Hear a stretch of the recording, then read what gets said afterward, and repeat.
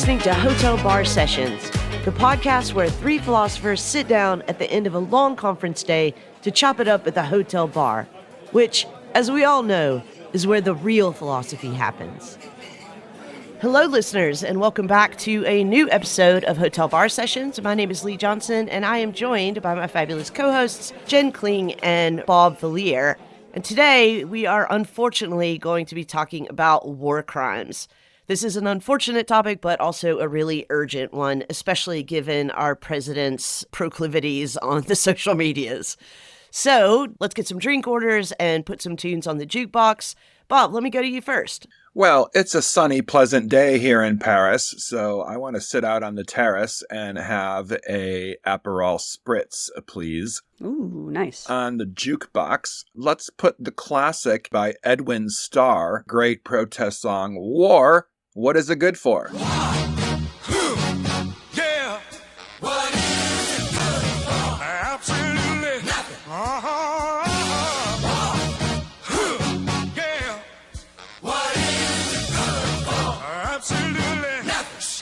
Now, we're all familiar with this because, of course, it was the original title of Leo Tolstoy's War and Peace, as we know from the classic Seinfeld episode. And we're all familiar with the refrain as well. It's pretty much part of the soundtrack of our lives. But the rest of the lyrics are quite interesting as well, and we tend to gloss over them precisely because it has become part of the soundtrack of our lives. Here's an excerpt. Here's just one line, two lines really. War has shattered many young men's dreams, made them disabled, bitter and mean. Life is much too short and precious to be fighting wars these days. Wars can't give life. It can only take it away. So that's an optimistic opening note for our session today. Good God, y'all. Jen, what about you? Oh, man. I'm going to go ahead and just have a glass of the house red. That's kind of my go-to, so I'm going to stick with that. And my song this evening is The General by Dispatch. He said, I have seen the others, and I have discovered that this fight is not worth fighting. And I've seen their mothers, and I will no other to follow me where I'm going. All sides in a war tend to think that they're fighting for something glorious and that they're very, very different. But in the course of the song, the general sees the others, and he discovers that this fight is not worth fighting. And I think we would all do a little bit better to see the others and recognize they're just like us. So that's my song. Leigh, how about you? I'm just going to have a dirty vodka martini tonight, and my song choice is Orange Crush by R.E.M. Follow me, don't follow me. Got my spine, I've got my orange crush. Color me, don't color me. Got my spine, I've got my orange crush. So this is a kind of subtle anti-war song about the Vietnam War, and in particular about Agent Orange, which is kind of a complex example because at the time when the United States used Agent Orange in the Vietnam War, they claimed, or we claimed, that we were not using it as a chemical weapon, but we were using it as a herbicide. That is, we were trying to kill crops and fields and not actually people. But I think that history was not on our side in that interpretation, and that most people today obviously can see that Agent Orange was a chemical weapon, and therefore the use of it should have been a war crime. So speaking of war crimes, Jen, this was your topic. How did you want this conversation to go? Yeah, so as you mentioned at the top of the episode, this is an unfortunate topic. It's really difficult to discuss, but I think it's really important to talk about. What I'd like us to do is start off with a discussion of what counts as a war crime. People have been talking about it all over the social medias lately, but there's a lot of slippage. Sometimes when people talk about war crimes, they're talking about things that should be war crimes. Sometimes people are talking about things that are war crimes. Sometimes people are talking about domestic law. Sometimes they're talking about international law. So I think it's important to start off by saying, what is a war crime? And then I'd like to actually talk about why they're especially bad. I think one thing that's come out in all of our song selections is that war is bad. But then we tend to think of war crimes as something extra bad or more bad. And I'd like to talk about what it means to threaten an entire civilization? What does it mean to threaten genocide? And then I'd like to close with a discussion actually of international law and technology, because I think these are ever-shifting issues, and oftentimes it's not very clear what's going on when we talk about international law and when we talk about the changing technology of war and how that either hinders or enhances the ability to do war crimes in the world. War crimes get people hot under the collar, as I think they should. Tonight, let's slow it down and talk about each claim specifically.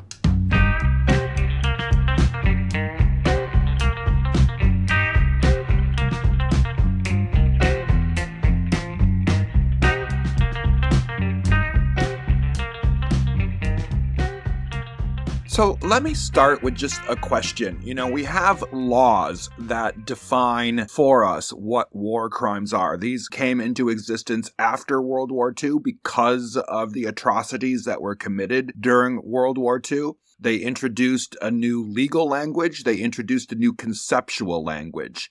So how does the law define war crimes? So you're referring to the Geneva Conventions put in place in 1947 after World War II. They're an updating of the Hague Conventions, which were put in place after World War I. Bearing in mind, I am not a lawyer and do not have a JD, I have to say that.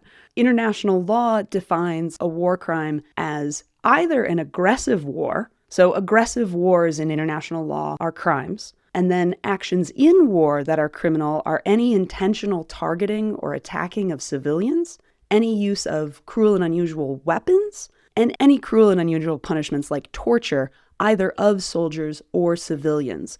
Those are the three broad categories defined in the Geneva Conventions. And of course, in the conventions, they go into much more detail that we can talk about if we want. Yeah, I think what's really interesting about the list of war crimes that you can find in numerous documents since the Geneva Conventions is they don't say that any civilian death or any death of a non-combatant in a war constitutes a war crime automatically. Mm-hmm. Obviously, we know that civilian deaths do occur in wars, and they don't always constitute war crimes, though they are morally horrific. Mm-hmm. The key legal questions are usually about intent on the one hand, but also things like proportionality, necessity, like distinct acts. So torture is a good example of one. Taking hostages is a good example of one. Deliberately attacking hospitals or humanitarian workers is another one. It's really interesting that we sort of are pulling out a set of actions that, although we find them especially morally horrific, are against the so-called laws of war. And I think it's helpful to recognize that the laws of war, as they're currently constituted in international law, do come from Western just war theory, a tradition that goes back to Augustine of Hippo. I don't want to get into the long and detailed history of just war theory, but the basic premise is that war by itself, when it's about intentionally attacking soldiers and when it's about defense, is okay. Intentionally attacking civilians or using cruel and unusual weapons or cruel and unusual punishment against either soldiers or civilians is contrasted against the idea that sometimes war by itself is actually morally all right and therefore legally all right. So I think it's important to set up this contrast case.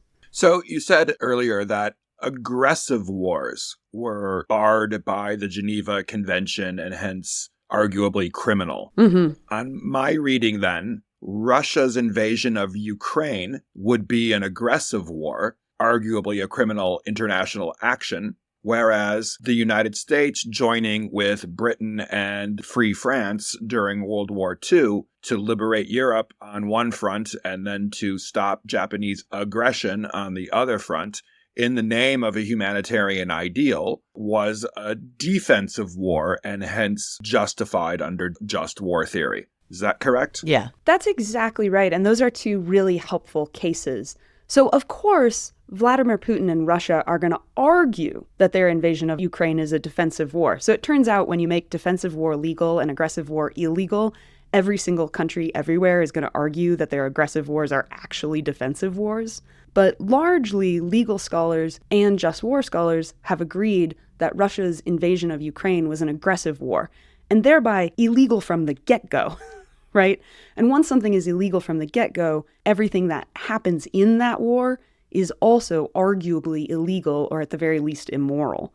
Contrasted with World War II, which is the paradigm case of simultaneously a self-defensive war. So Britain has the right to go to war against Germany because Germany is attacking. And it's an other defensive war. So the United States goes to war not only in defense after the Japanese attack on Pearl Harbor, but they also go to war in Europe on behalf of other countries who are being attacked by Germany. So remember, you can not only defend yourself, you're also allowed to defend your friends. That's the basic idea, and that's mirrored in international law. I want to insert a couple of complications here. So on the one hand, I think traditional just war theory treats all soldiers on both sides, as if they are bound by the same rules. So unjust aggressors have the same moral standing as defensive defenders. That's one question that we might want to poke a little bit more at. Like, why do aggressors have the same moral standing as people defending themselves? This reminds me a little bit of objections that people often raise to the Nazi at the door scenario that we get from Kant. You know, like if a Nazi comes to your door and asks if you're hiding Anne Frank, then students will say, but he's a Nazi. I can lie to him, right? Like he doesn't have the same moral standing as I do or the person that I'm shielding does. So that's one question, whether or not that's a philosophically legitimate equality that we can institute there. The other thing is that in the definition of war crimes, there is presumed this idea that we ought to protect humanity as a whole, right? That we ought to avoid unnecessary suffering if we can. And that's why there are so many particular rules about non-combatants or the kind of immunity that non-combatants should have in war.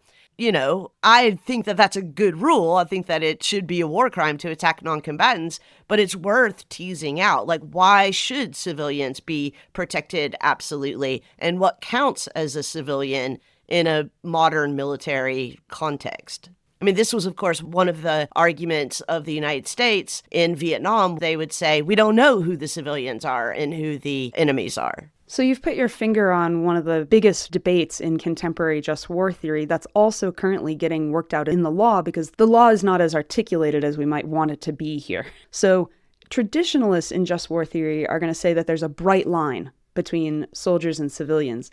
Traditionally, a soldier is anyone who's wearing a uniform, who's a member of the armed forces. That's not going to work anymore because, of course, we've changed how we dress, right? Really think the French military started to go downhill when they stopped wearing fancy uniforms, but that's a debate for another day. Apologies. I know this is a serious topic, but I find that when I talk about war and war crimes, I can either be very angry, very sad, or occasionally make a joke to lighten the mood. So, apologies.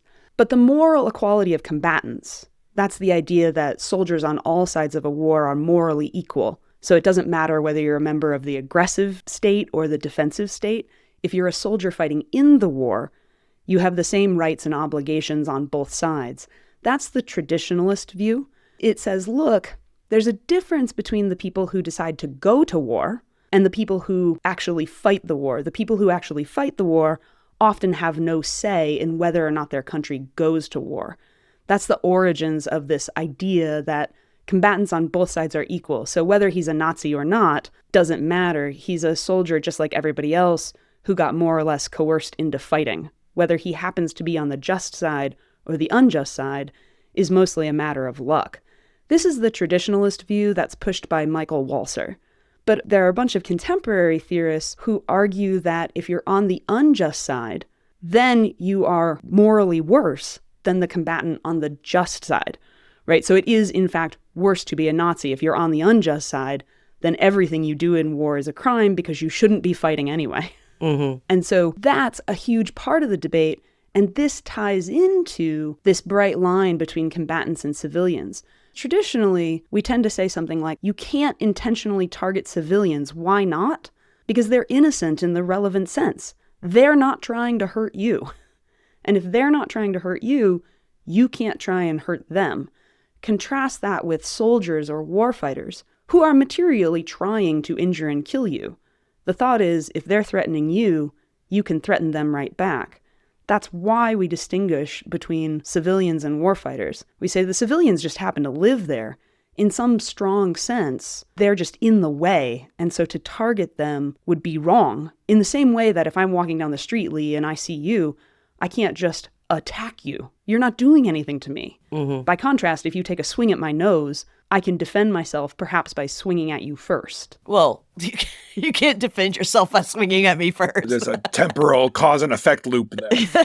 That's right. But if I see Leigh coming at my head, right, I could sweep her leg. I've got two responses to what you just said. First, the description of war crimes here, about attacking civilians, attacking non-combatants, the rules governing combatants and non-combatants, part of the Geneva Convention, part of the history of warfare, really, that were updated after the war. But the Geneva Conventions and afterwards introduced some new war crimes as a result of the war, like ethnic cleansing, like genocide. And genocide and ethnic cleansing, there's a fine line between them that I don't fully appreciate. I mean, I understand it, but I think it's insufficient. I don't know where one begins and where the other ends, as it were. So what is new in the law after World War II about these particular kinds of atrocities, they're called, in the law? So after World War II, there's a class of crimes that gets entered into the Geneva Conventions, which are sometimes called mass atrocity crimes.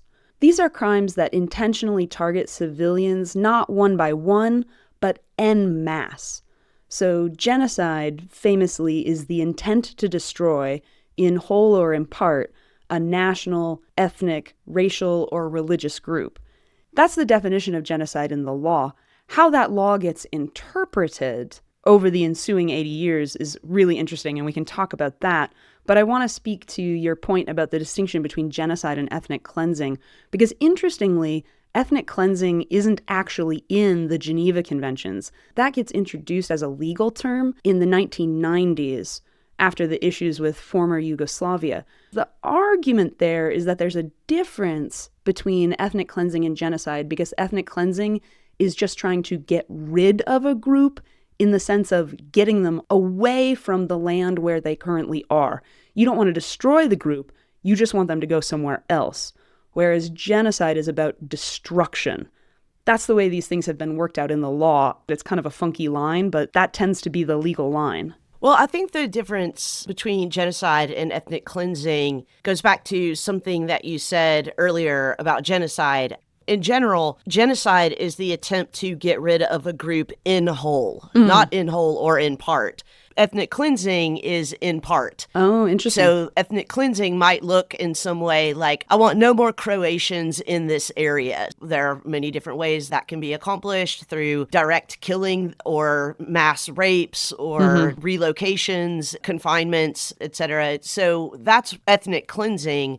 Genocide is to try to wipe out a group, a people entirely. That's why the preeminent case is, of course, the Holocaust. What is at stake here is really in the law about intent. What is the intent of these actions? And if the intent of the actions is to wipe out a group entirely, then it constitutes genocide. If the intent is not to wipe out a group entirely, then it's often called ethnic cleansing. Now, I think anybody can hear, and I'm sure our listeners are saying to themselves, aren't we splitting hairs here? And yes, we are splitting hairs here.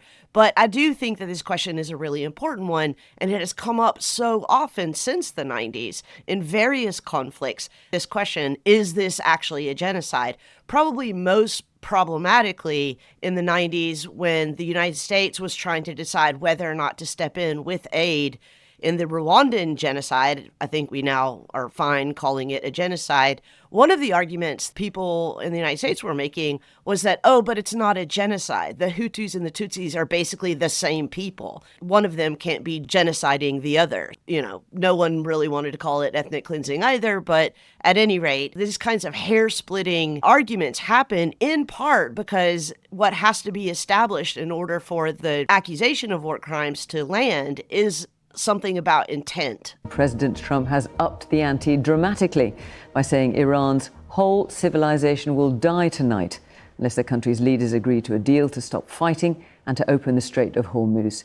President Trump had already threatened to destroy every bridge and power plant in Iran. The Vice President, J.D. Vance, has added to the pressure, saying that US forces still have tools they so far haven't decided to use.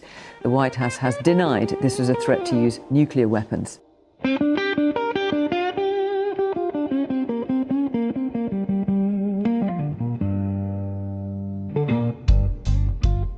Hey there, dear listeners. You know, everybody agrees that the best time of the conference is after the conference is over and we're all hanging out in the bar having discussions. It's our social hour. And speaking of being social, you should be following us on social media. You can find us on Blue Sky, YouTube, and Facebook. And in all three of those places, we're at Hotel Bar Sessions. So please follow us on social media and keep the social hour going.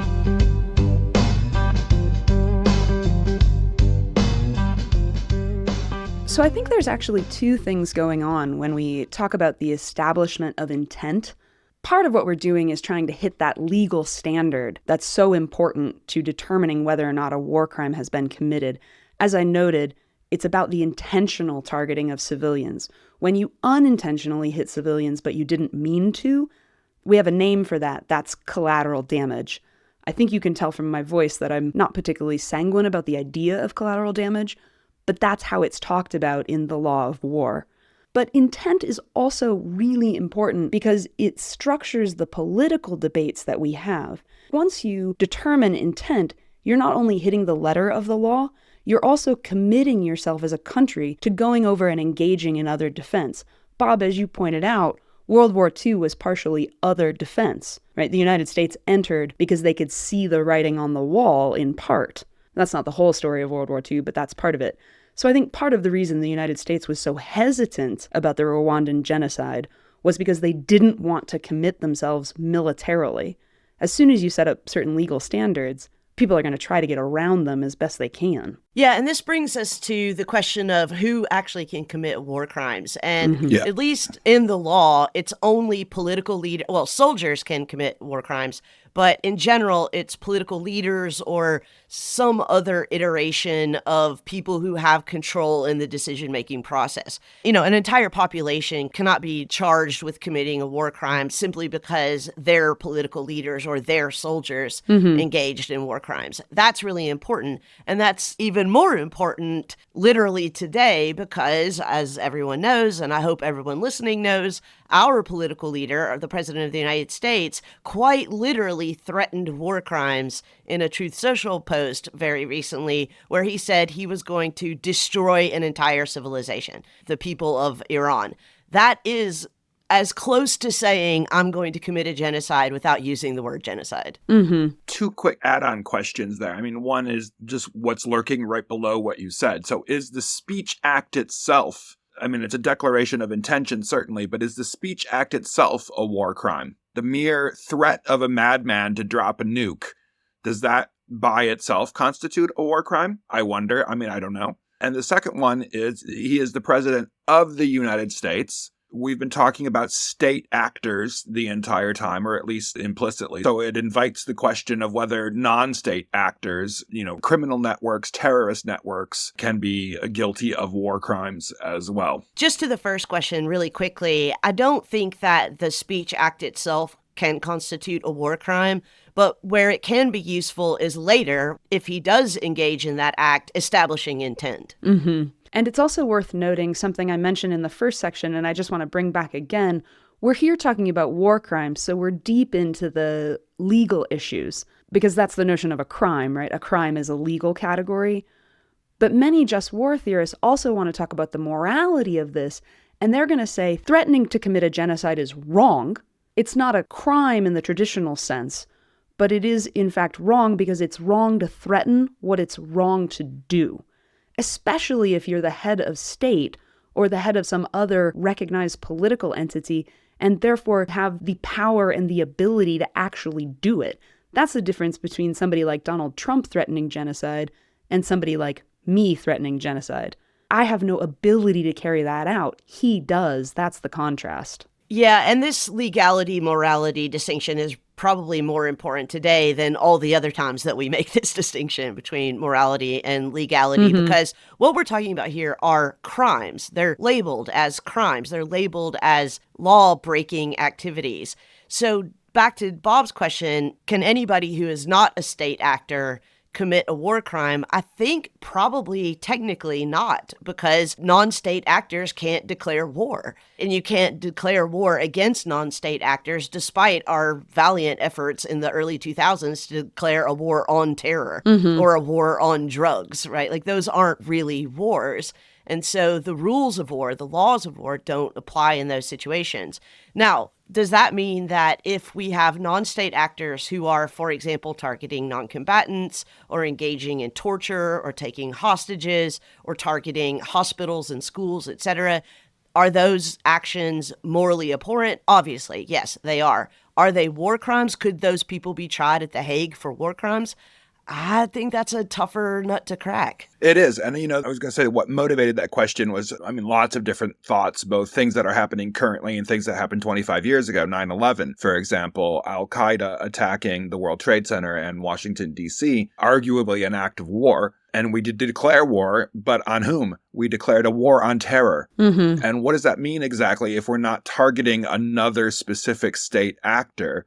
We know what the history became. It spiraled out of control, and we settled on Iraq for whatever reasons, attacked it. And in the meanwhile, Al-Qaeda, like a hydra, grew other heads and became, what was the other one called? The Daesh, we call it here in France. Daesh. ISIS. Yeah, and this nebulous category of the war on terror has never really stopped being effective for the people in power in the United States. I mean, this is why, for example, today, Trump and his administration is so heavily invested in naming, for example, Antifa domestic terrorists, right? Because now we can fold it into the war on terror. Now we can treat these civilians really as if they are soldiers, as if they are aggressors in the war sense. I think that's very dangerous, especially, even more recently when Donald Trump and Pete Hegseth start calling companies like Anthropic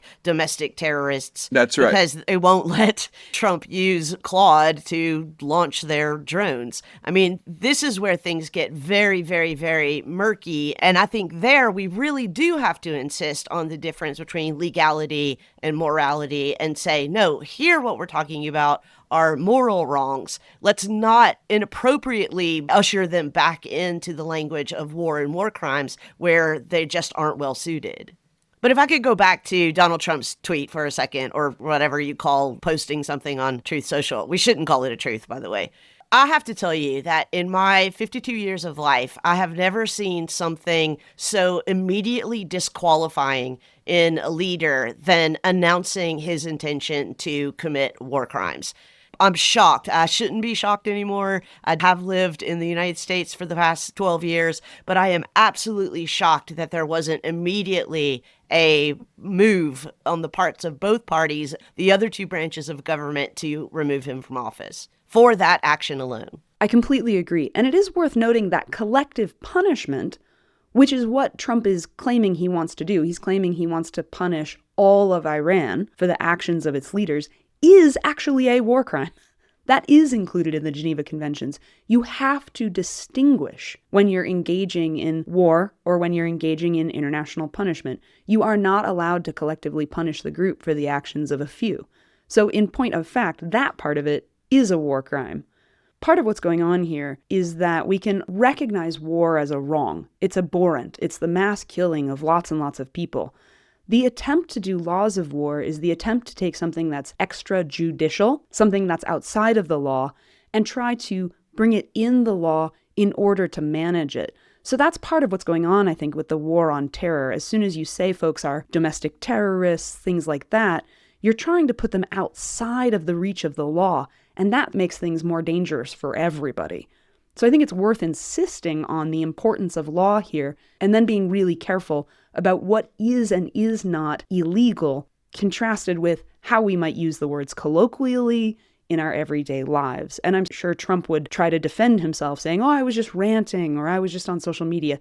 No, you don't get to do that. These are the kinds of words that matter in international law, and you can't take them back. This is not merely dangerous in the abstract. This is a clear and present danger, not only for the international community, but for our national community. Sebastian Gorka, do you remember that name? Don't Google it. Sebastian Gorka is currently charged with compiling a list of leftist organizations that could qualify as domestic terrorists. And then this enormous privatized army called ICE is going to be used to target those groups in particular, perhaps arrest their leaders. Who knows? But in any case, this is not something that merely you can sit around a back room of a nice smoky bar and game theory out. This is something that is really happening right now. Yeah, that's obviously very troubling, but I do, again, think it doesn't fit nicely into a conversation about war crimes.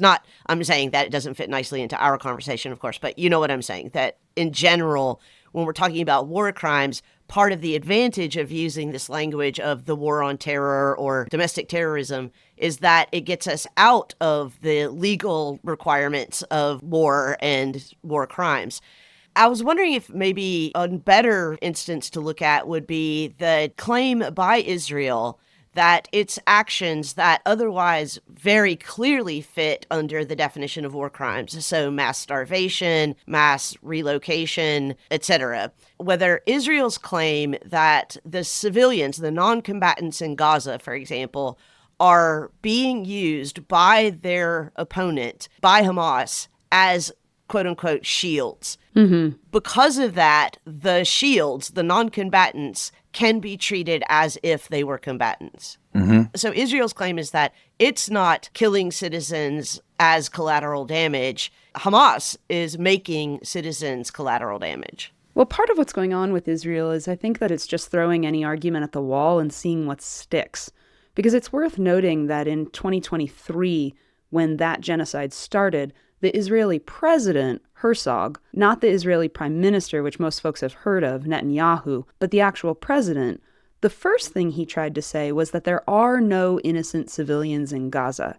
He actually said this out loud at a press conference, so he made a slightly different argument than the one that Israel then later made, Leigh, which is the one you're referencing. But his first move was to try to say that everybody in Gaza is a combatant because everybody was involved in the threats to Israel. Because again, remember that bright line between innocents and warfighters. Once somebody is a warfighter, they are liable to be targeted in international law. They are allowed to be targeted in war without it being a criminal act. So I think that's one move that Israel tried to make. Then this separate move that they tried to make was, look, there might well be innocents in Gaza, but they're being used as human shields to block us from getting to Hamas. So insofar as we're only intentionally targeting Hamas, the collateral damage of the civilians just doesn't matter, which, by the way, I think is also deeply abhorrent. And it's worth noting that in international law, you have to hold to proportionality. The amount of damage you do in proportion to the amount of good you do has to match. You can't do more damage than good. That's why Israel keeps talking about Hamas as an existential threat.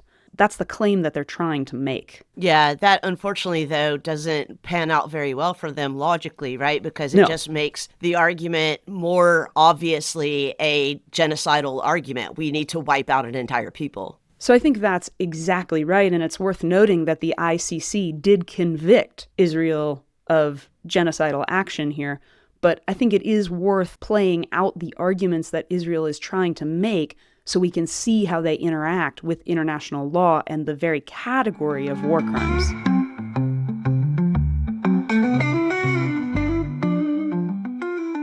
Want a receipt for something that you heard in this episode? Well, you're in luck. We post notes, links, and citations for every episode's conversation on our website at hotelbarpodcast.com. As much as we can, we try to provide links and citations that are not behind paywalls. That's not always possible, but we are committed to public-facing philosophy.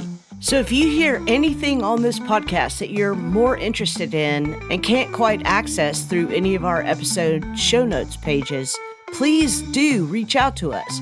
You can reach us by emailing us at hotelbarpodcast@gmail.com. We're here for you, we appreciate you listening, and we want you to be a part of the conversation. In fact, not only are you, listeners, the reason that we even have a podcast, but you're essential to the kinds of conversations that we have. So reach out to us. We've got a bar stool saved for you. Okay, welcome back to our very serious discussion here about war crimes. So much of what we've been talking about up until now really depends upon a notion of international law. There are international conventions that govern the rules of war. There's international organizations that try to mitigate wars when they happen. And this is all governed by some abstract thing called international law, which works great as long as everybody who's participating in a potential war observes those laws. But whether it be a network of agents, a terrorist network, a criminal network, or some other non-governmental, non-state actor, or even states themselves throwing every argument at the fan that they can think of to justify what they're doing, as you just pointed out, Jen, they're free to ignore international law. And if they do, then international law doesn't really matter. And moreover, all of this is tied to another rather abstract argument. Non-combatants, civilians should be immune from these kinds of actions on the basis of something called human rights, which is another vocabulary that came into existence after the war at about the same time as the Geneva Convention, a little bit after, but still in the same period. So given that international law is kind of an abstract concept that depends upon the goodwill of all of the world community, and that human rights is a very delicate argument in the first place, philosophically, tenuous. Lots of philosophers have tried to provide foundations for it, notably Hannah Arendt with natality. What happens if all of this breaks down? What happens if we just decide not to respect law and not to respect rights? And to what extent does this matter? So I think I want to answer your questions in slightly reverse order. First, I want to point out that in international law, sometimes it's called the International Humanitarian Law of War, so IHL. In IHL, it's currently based on human rights, but it's worth noting that all the way back to the 15th century with Hugo Grotius, he makes a distinction between warfighters and innocents, who he says ought not be targeted in war. And he's not using a conception of human rights. He doesn't quite have that concept as we understand it. But that distinction is much older than contemporary laws of war. So I think we can hold to that distinction as something that's been recognized for many centuries as being exceptionally important to how we go about fighting wars. Secondly, I think you're pushing on international law in just the right way, because it's really hard to talk about international law as law, given that we don't have a universal sovereign. We have no one sovereign who can enforce the law. And so it's a little bit difficult to talk about this as law at all. Yeah, I mean, we do have the International Criminal Court, but as probably people know, the United States has exempted itself from the International Criminal Court. You'll never see Trump sitting in the docket at The Hague, or any other political leader from the United States for that matter. And the United States is not the only country that ignores the authority of the criminal court or the authority of international law. I think it is consistent with our nation's disregard of international law that we're also largely disregarding the legitimacy and the authority of the United Nations in general. And I agree with Jen that part of the problem is that there is no international sovereign, there is no international king, and there is no international army or police to enforce these laws when they're broken. It's not that we don't have mechanisms to enforce these laws when they're broken. The ICC, I think, is a very good example of one. But it is marginally effective in as much as nation states can exempt themselves from its authority. I want to also make another point about the status of these laws or rules against what get called mass atrocity crimes, because I think we could argue that nation states all over the world, including right here at home, are committing mass atrocities against their civilian populations, their own domestic civilian populations. And one of the things that is worth considering is whether or not something like here in the United States, the institutional decisions at the executive and legislative and judicial level that keep people in poverty, that keep people without certain basic human rights, at least according to the UN Declaration on Human Rights, would keep people unable to house themselves, to feed themselves, to have access to healthcare when they need it, and basic safety from agents of the state. All of those constitute mass atrocities and arguably should be prosecuted if there were a way to do that. But the assumption that states always have the best interest of their own citizens at heart, or are always looking out for the best interest of their citizens, is a presumption that doesn't play itself out in reality, and also shows a kind of naivete about the way that we think about international law and international criminal justice. So I think there's 2 points to make here. And one I just want to make quickly about enforcement, because it's one thing to say that something is a law, and it's another thing to talk about who has the authority to enforce it. So we have the blue helmets, sort of famously from the UN, right, who are supposed to be international peacekeepers. It's worth noting that at the start of the Rwandan genocide, there was a company of UN peacekeepers in Rwanda, and they actually left. Rather than stay in there and try to be peacekeepers, they were recalled. That's important to note because who has the authority to enforce becomes a very difficult question on the international stage. Not only who has the ability to enforce, but who actually has something like legitimate authority gets really tricky when we recognize that not every country has signed on to the Geneva Conventions. Slobodan Milosevic, the infamous butcher of the Balkans, famously said, "I recognize no authority above the authority of myself and my country." He did die in prison at The Hague, but he never recognized their authority because, as he said, he'd never signed that treaty. I think that's an important point worth noting, that once you're talking about law, you have to talk about legitimate authority to enforce. The second thing I wanted to note, Leigh, in direct response to your point about mass atrocities happening domestically, is that the Geneva Conventions doesn't actually have recourse for mass atrocities occurring within a country, just purely domestically. It mostly talks about mass atrocities happening across borders. That's why in the late 90s and early 2000s, we get the R2P doctrine, which is the responsibility to protect doctrine. This isn't an international law, but it's a widely accepted international norm that Kofi Annan actually introduces after the Rwandan genocide that says other states have a responsibility to protect not only their own citizens, but also members of other countries who are being targeted and attacked by those other countries' governments. So technically, if mass atrocities are happening here in the United States, other countries have a responsibility to protect us. I don't know how that would actually work out in the real world, but by that doctrine, they do have that obligation. Yeah. But then we go back to the question of who has the legitimate authority to enforce that on the international stage. You use the big term mass atrocities, both Leigh and Jen, when you're talking about what the American government might be doing to its own population. Mass atrocities. But there's one type of mass atrocity. I mean, that's the generic category, right? And then there are species of mass atrocity. And one of them is genocide. Now, the word genocide, the concept of genocide has genes, genetics built right into it.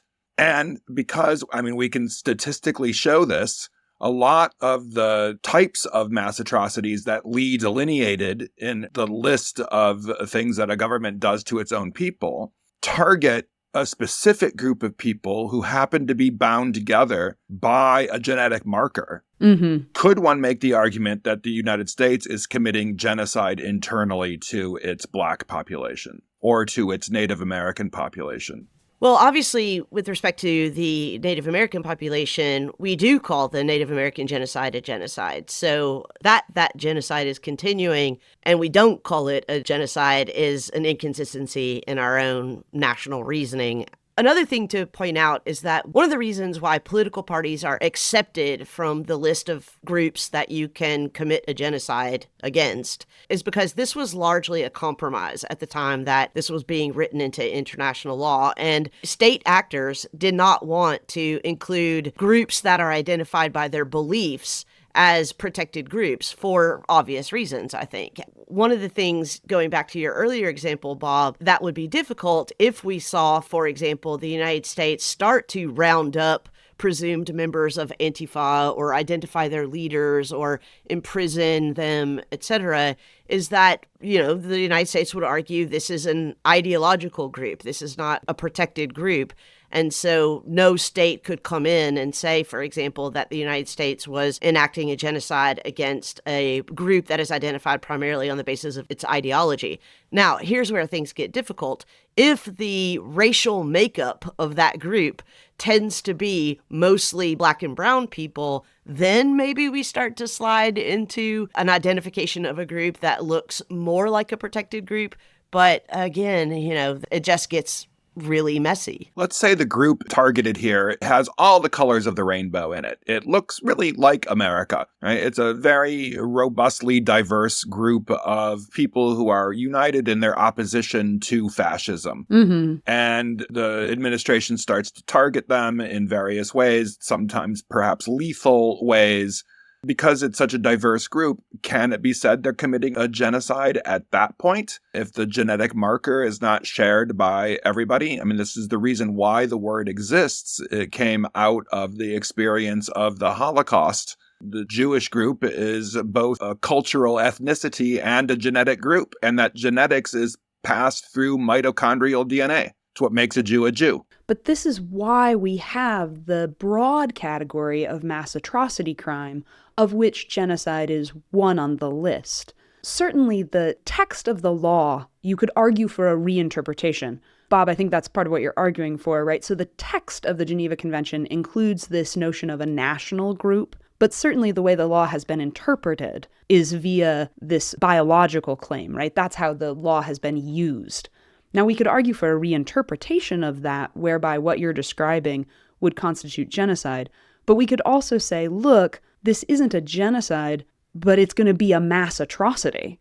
Because certainly I think we can say that that is abhorrent, just like a genocide would be abhorrent. Then we do get into an interesting moral question, and it's kind of a weird moral question of which mass atrocity is the worst, is the most atrocious evil, to quote Claudia Card here.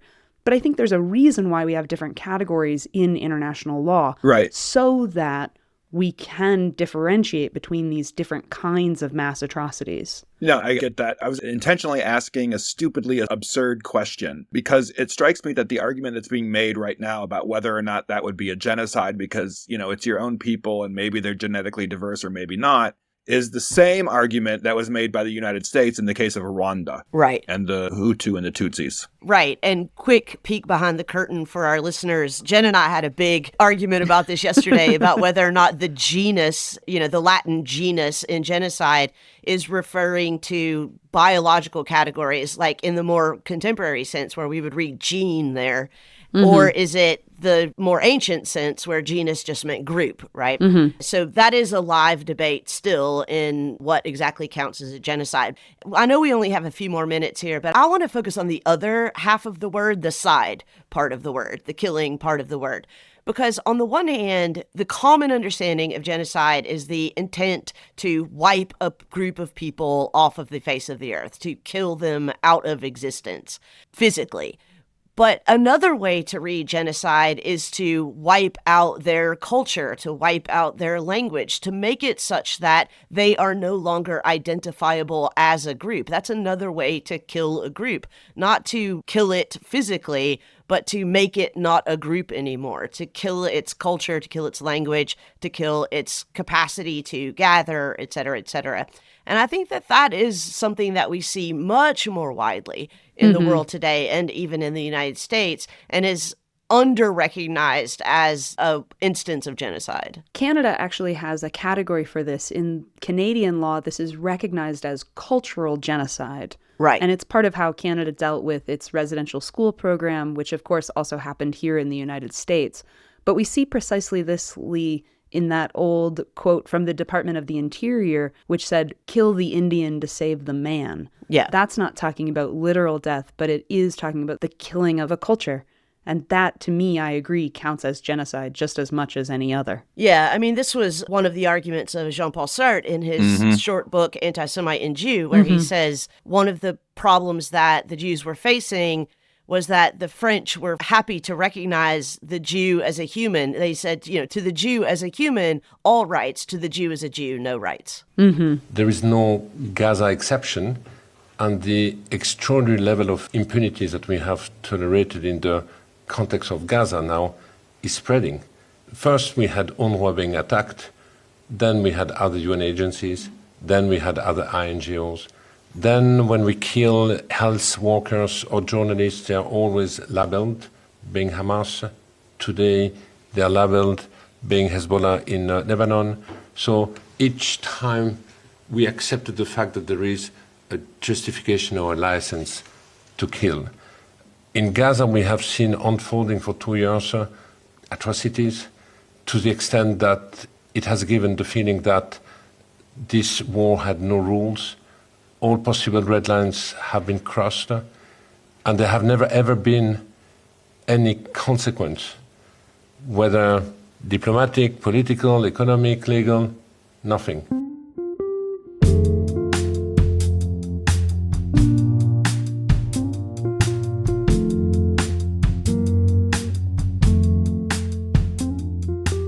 Well, unfortunately, our bartender is giving us last call. And before we roll out of here, I want to give both of you a chance to give us your final thoughts. But if I could just go first, I do want to re-emphasize the absolute urgency of our taking very seriously the president's claim publicly to the world that he intended to commit a war crime, that he intended to commit a genocide, that he intended to wipe off the face of the earth the civilization of Iran and the Iranian people. I am, again, shocked that we're not taking this more seriously, and I want to urge all of you, fellow citizens and listeners, to take that more seriously. Cosign. Yeah, it was distressing to me also when he said that. And it resonated here in Europe with a great deal of negative vibes, I guess one could say, to be broad and abstract. Mm-hmm. What really annoys me even more than that, and that's very annoying, is that what has really set off MAGA, that was not enough, right? It was not enough that he threatened to wipe out an entire civilization that's been there for 4,000 years? Mm-hmm. No, that was not the thing that did it for them. The thing that did it for them was his posted image of him posing as Jesus Christ healing the sick, who looked suspiciously like Jeffrey Epstein. Yeah, I noticed that too. That's the thing that pissed them off. So it wasn't the grabbing the pussy. It wasn't the making fun of the handicapped reporter. It wasn't any of the lies or crimes or convictions or felonies or anything else that finally set them off. It was an image of him posed as Christ. I mean, this is ridiculous and it's gone far enough, but this is going to work me up into a lather. So let me get back to what we learned today. I learned a lot. This is not at all my topic. And I came into this quite ignorant, and I come out of it with a great deal of illuminating information. So I hope it was useful and enlightening to our listeners as well. And I'm glad that we had a chance to have this conversation. Also, if there's one way to keep me from cracking jokes throughout the entire episode, it's to have a very serious topic like this. Noted. Jen, what about you? I really appreciated the conversation today. I appreciated the chance to slow down and be careful about this. One thing I would just like to highlight and say again, I mentioned it briefly, I think it's really important to hold on to the evilness of mass atrocities and war crimes. Claudia Card makes this distinction. She says sometimes we run into a problem in our contemporary discussions where we treat all injustices as equally bad. And she says, yes, of course, there are injustices, there are oppressions, there are inequalities that are bad. But then there are atrocious evils, which is a whole different category of wrong. They're super wrong. They're evil. And I think it's important to hold on to that distinction. There is a difference between making people's lives worse and then trying to wipe them off the face of the planet. That's the most evil thing, I think, if anything is. And so I really want to hold on to this category of mass atrocity and not sort of say, look, it's just like any other wrong. No, I think these are exceptionally wrong and we have to talk about them as such.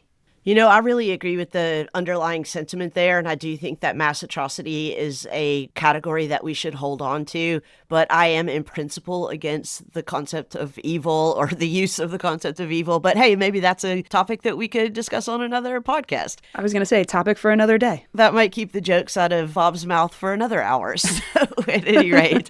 Got a lot of jokes about evil. Oh, man. There we go. Well, we got to roll out of here. So thanks so much for this conversation, you guys. And thanks, listeners, as always, for continuing to listen to us. Listeners, if you get a chance and you feel so inclined, please do go over to our Patreon page at patreon.com/hotelbarsessions and sign up to be a financial supporter of this podcast. It would really mean a lot to us. Mm-hmm. So you guys ready to move to the after bar? Yes, indeed. Yeah, let's head over. Good night, everybody. All right. Good night. Ciao, ciao.